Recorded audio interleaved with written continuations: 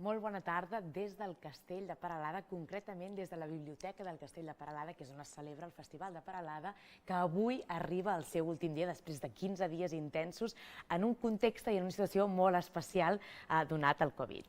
Avui ens fa moltíssima il·lusió estar acompanyats del Ultrascore Chassol, amb qui parlarem ara durant mitja horeta sobre el seu procés creatiu, sobre d'alguna manera les seves eines a l'hora de crear, perquè tots ens puguem inspirar i puguem entendre millor la seva obra abans de veure el seu concert en livestream o en directe, segons com ho tingueu previst. És un festival, és una edició molt especial. Segurament, si el context no fos el que fos, no estaríem avui aquí amb aquesta infraestructura, ni tampoc hi hauria tan poca gent avui al concert, i en canvi tants altres mirant-ho en livestream. I també és una edició molt especial pel que fa als artistes, perquè molts d'ells no han actuat durant els últims 3, 4, 5 mesos, que és una cosa bastant inèdita. Per tant, parlarem de tot això i de molt més. Deixeu-me primer donar la benvinguda. Welcome. Very nice having you here, Christophe. Merci beaucoup. How are you? I'm very fine, merci. It was very warm, you were saying, Yeah, right? I apologize for the outfit. It suits the weather. Yeah. It's a perfect outfit for the weather. So I would like to start right away. First, asking you, how does it feel to act, to perform after these months of less activity that I guess you probably had? Do you know when people stop eating, you know? Yes, fasting. Yeah. Yes. And then when they eat something that they knew for a long time, it seems very new, you know? So I guess it's that wow, kind that's a very good metaphor. I like it. It's like everyone says that then you're like very conscious about what you're eating, so you're very conscious about what you're playing, no? And then it must feel very good. It's like very special. Yeah, and it's also a very human feeling about getting back with the team, you know? With Totally. The drummer, the sound engineer, and the tour manager. And so.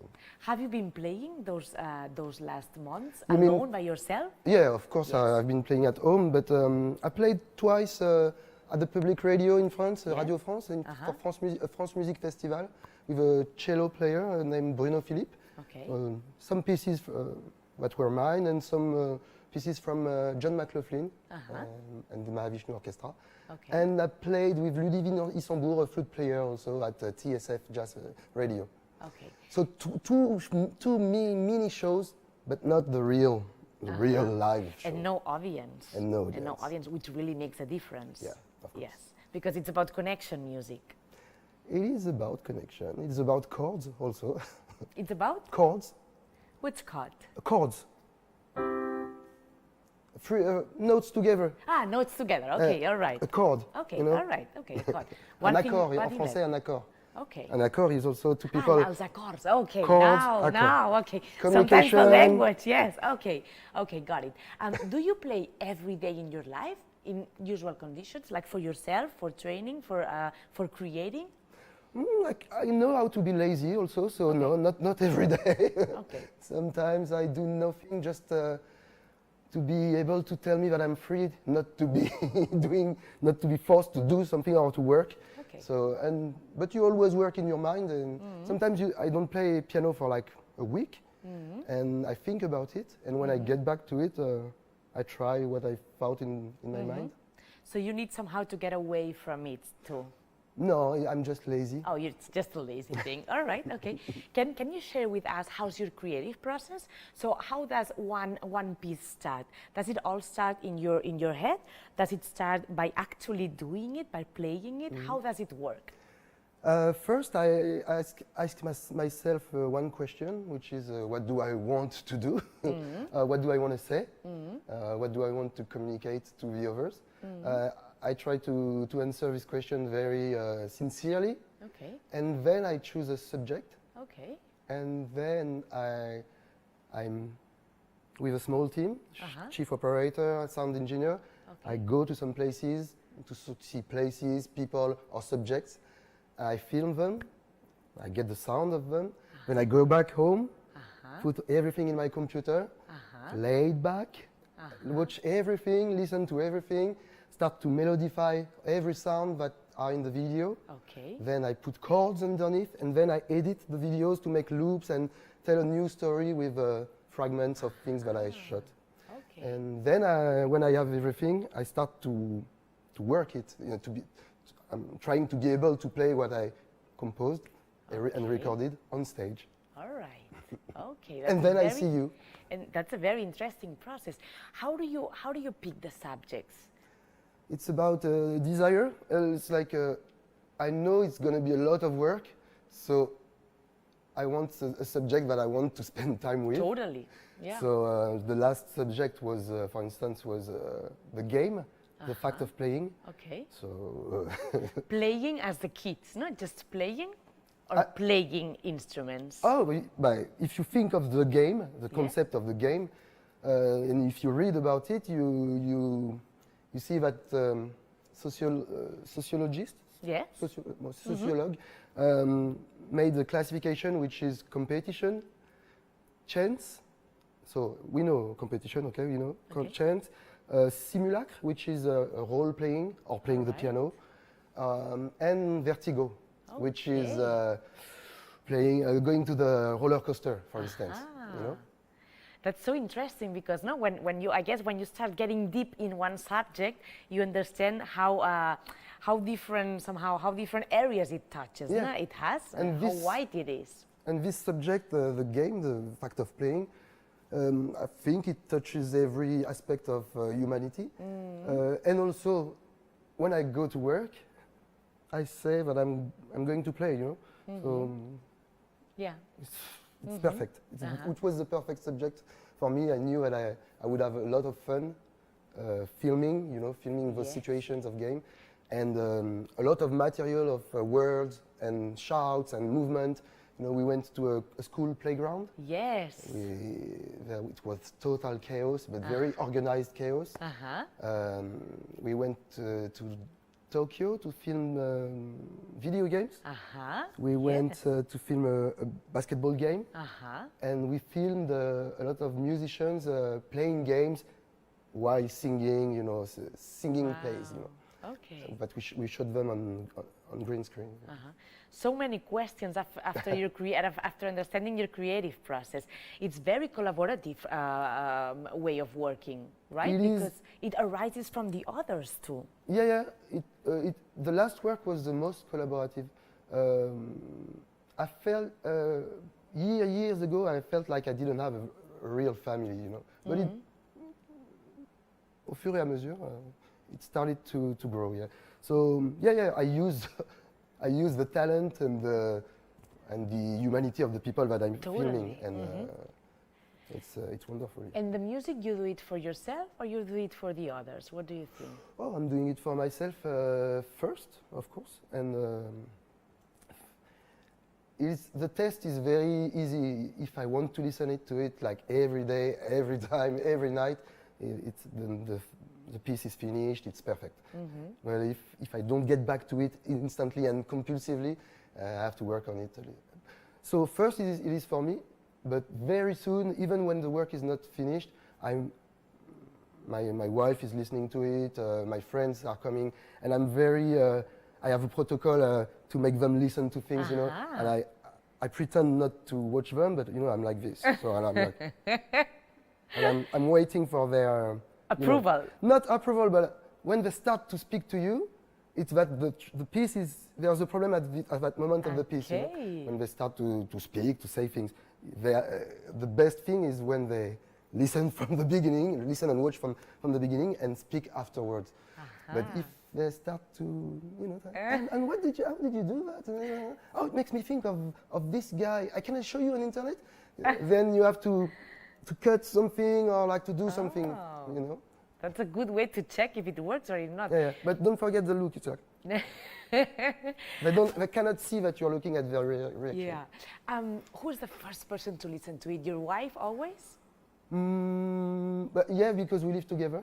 Okay. So she always gets the first check, no? Yeah, but she gives me a lot of ideas way before I choose the subject also. Okay. Usually it's when we are on holidays and we are doing like long walks, and she's like, but you should read this guy, or you should For instance, when I did Big Sun, which was shot in Martinique, my parents' island. At the beginning I wanted to do a film about Brazil. Okay. So we went to Brazil. on holidays and to check places. Yes. And there, like, she made me realize that every smell, every language, the people, their look, everything was looking like Martinique, you know. And so I said to myself, oh, I should do something about Martinique, and I speak the language. So yeah, she gives me good advice. And also my manager, Boris, Nemi, we discuss a lot about the creative process and things. How long do you spend with one topic? For the last one, I think I had the idea of the subject at the summer of 2016. Okay. Then I had a plan of what I wanted at the summer of 2017, and I started to film in May 2018. Wow, that's a long process. And then I started to edit at the fall of 2018. Then I did the first show, I played it on January 2019. Then I recorded the album on May 2018, and now we're touring it. And we released the album only on March 2020. Wow, so it's like 4 years. Yeah, but the effective work is, the real work, I would say 1 year. Okay.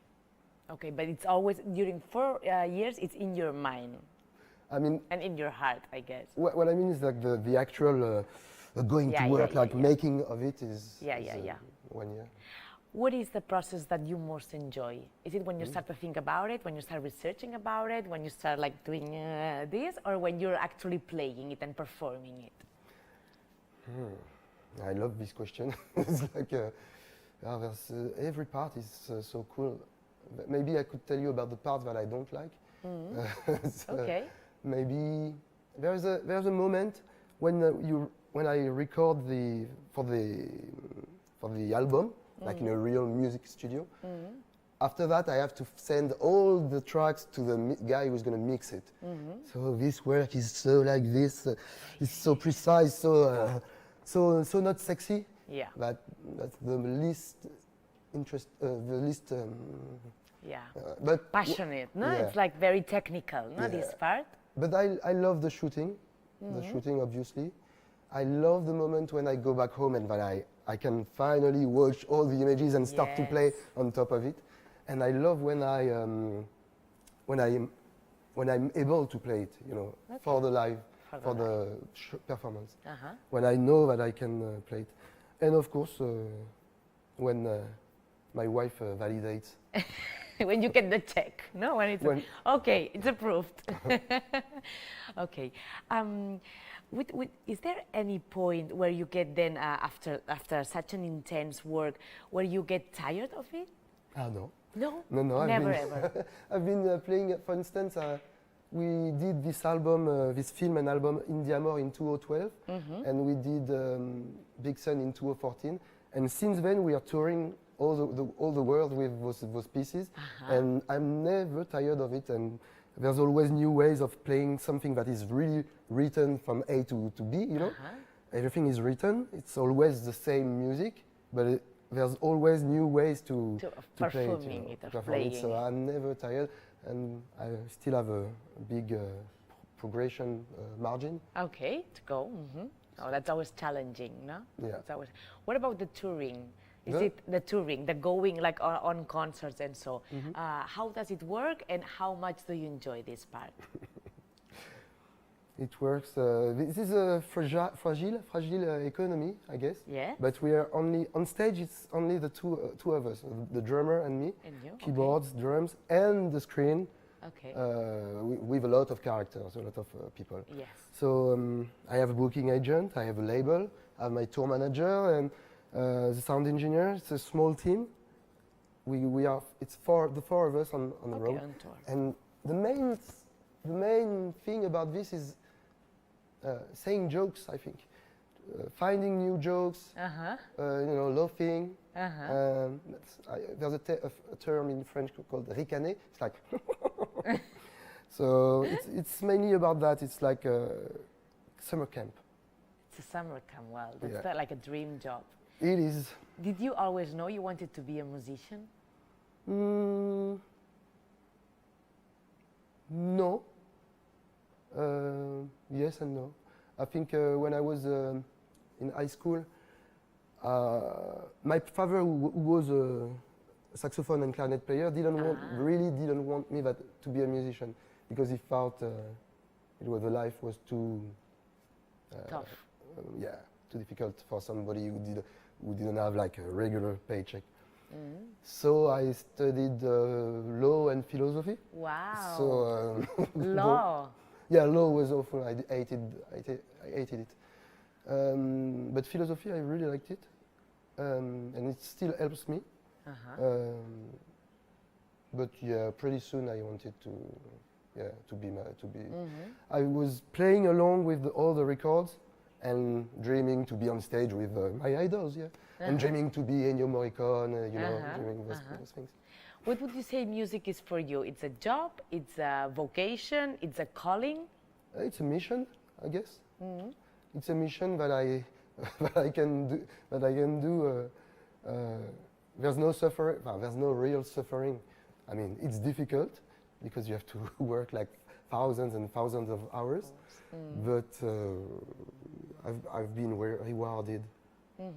What does music give you back after all these hours, all this effort, no? All this touring? What does it bring back? Good relationships with others. With others. With others. With the close friends, but also with people that I don't know because we're playing everywhere. It gives confidence. It gives a window to the abstract world also, to poetry and big sciences like mathematics and music. They get along well, but you can put poetry into it. So there's a window on like weird things, like the doors of perceptions. It gives good relationships, I would say. Okay. And the ability to meet people from everywhere with a common language. Do you still get nervous when going on stage? Why do you say still? Well, I suppose, I don't know, I suppose that on the beginning you did get nervous, or no? You never got nervous?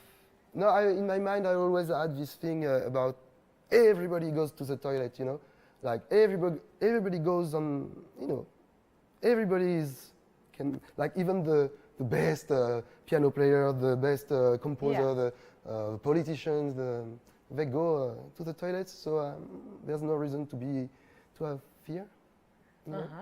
So you have no stage fear, nothing? No, I have excitement. Excitement, okay, excitement. Yeah. What is it better, or what is it harder, I would say, going up on stage or going down? Finishing or no, finishing. Going. Yes? Yeah. But going, it's like, I guess it's also so rewarding, not being on stage with the audience, like experiencing and feeling this connection. And then it's like, well, I've heard from like big performers, now when they get down from the stage, it's like, such a relief, but at the same time, it's like, I don't know, you felt something so special on stage with all this connection and this energy, and then you go down and it's like void, no, for a few moments. Everything that finished, it's like death, So, yes. But no, it's. I think going on stage, the very beginning, like just before coming, is so exciting. I'm with my tour manager and my drummer, and we're like, we're gonna play, and it's like the beginning of any movie, Every movie the beginning of every movie when you set up the characters, the place, you have the drone view of the little road, and then the introduction of anything, the first page of a book, everything. It's always fresh. Why do you? Except if you play for somebody that you don't want to play for, as a side musician, Yeah. That happened. I did that a lot. You did that, not anymore. No, it's been a long time since I don't. Okay, not anymore. Anymore. Why do you do what you do? Why do I do what I do?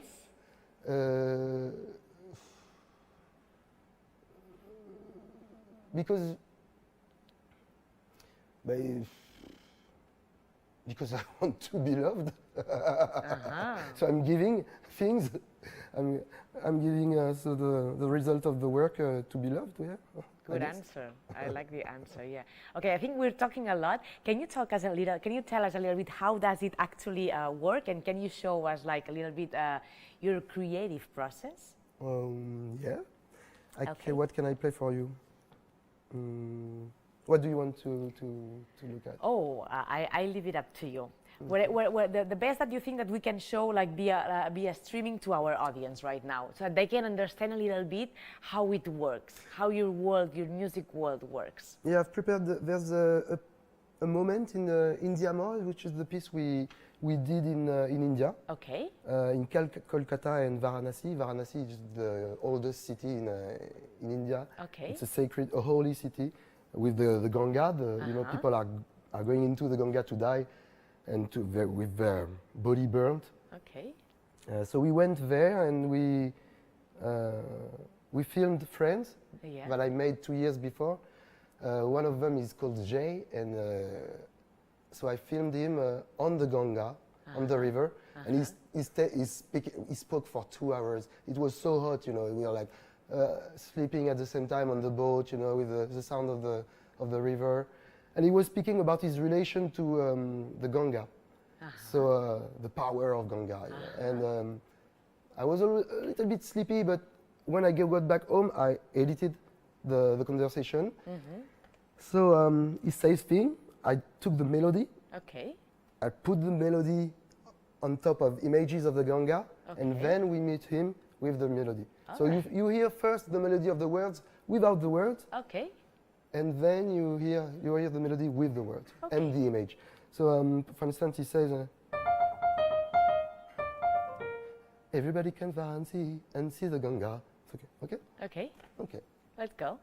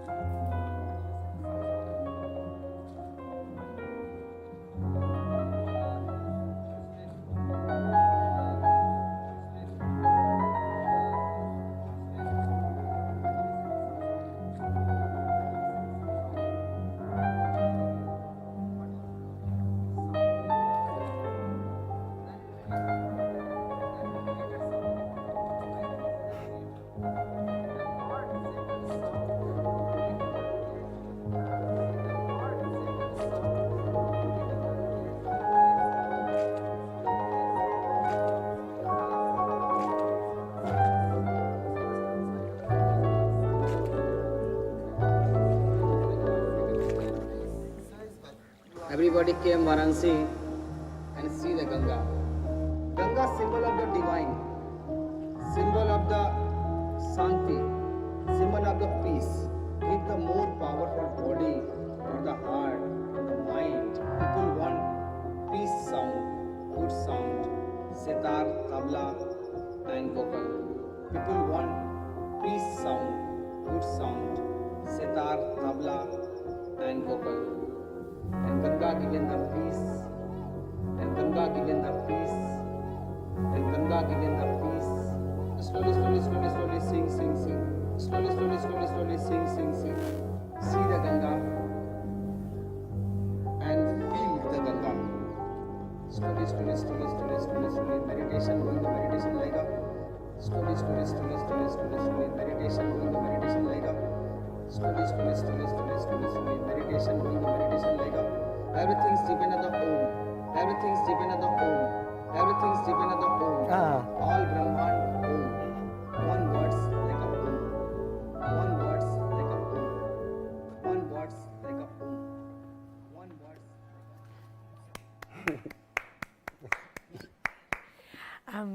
So you get it? What? You get it? If I get it. Yeah? Yes, of course, I Okay, get it. Yeah, cool. yeah, yeah. I wanted to know, did your wife listen to the whole song the first time you played it to her? Did you get the approval fast in this one? Yes, Yes. yes, This yes, one worked. yes, yes, yes. Okay. This piece is all about emotion. Uh-huh. Yeah, that, She was in India with me 2 Okay. years before, and she met those people because this guy, I met him because I opened the touristic guide Yeah. and he wanted vocal lessons. He's a singer, Okay. so I went to him 2 Okay. years before. And so, all right. yeah. Uh-huh.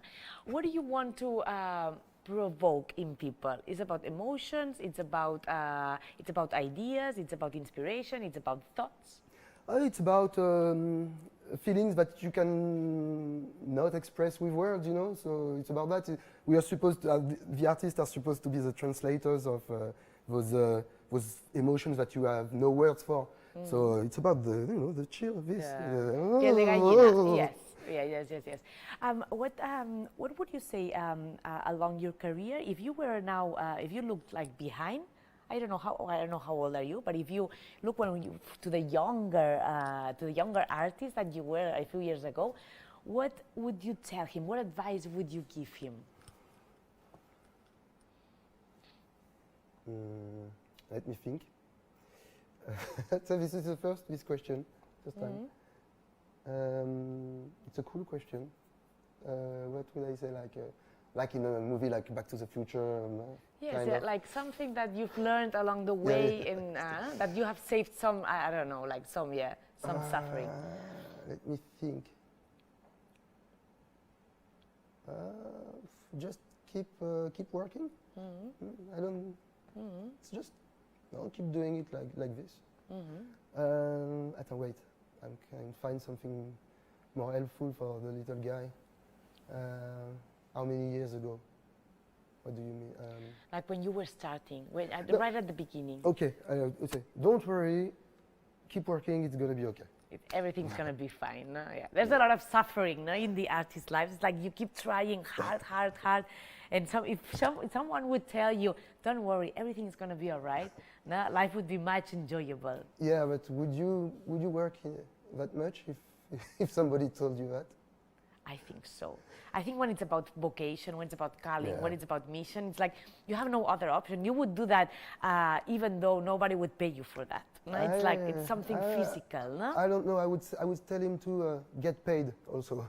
What? Get paid. Yes, of course. Yeah, of course. But when don't let them fuck with you. Get paid. You know. Yeah. Yeah, but I mean, yeah, of course, it's important because people need to get paid for things. But I think when it's something very, very real that you feel it's about vocation, you yourself would do it no matter what, even though it was a hobby, but you would do it because you have the urge to do it. Yeah, no? but see, until I was maybe 30 something, I knew everybody in Paris in the music.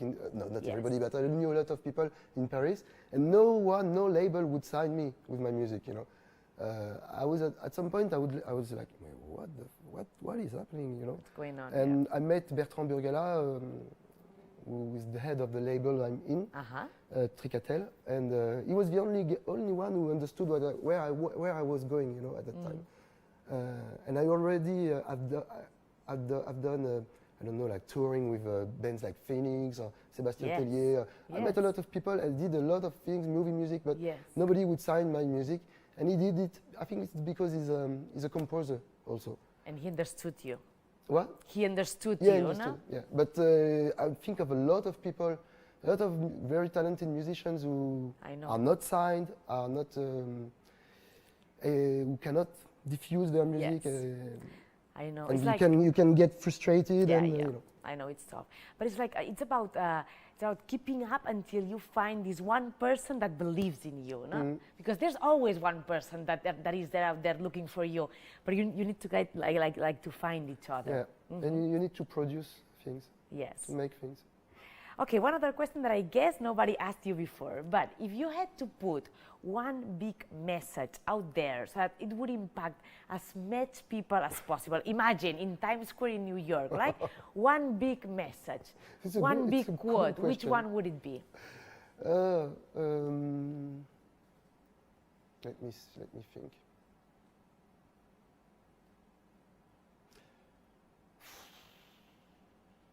the world is too complex to have one message. I know, it's such a challenge. Too rich.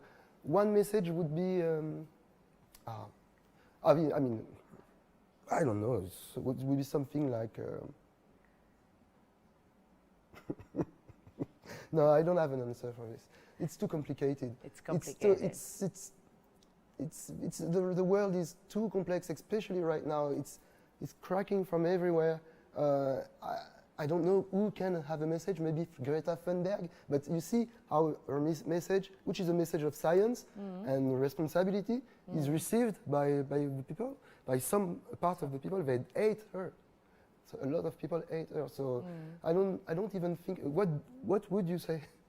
I would probably say, don't believe everything that you think. Don't believe everything that you think. In order to what?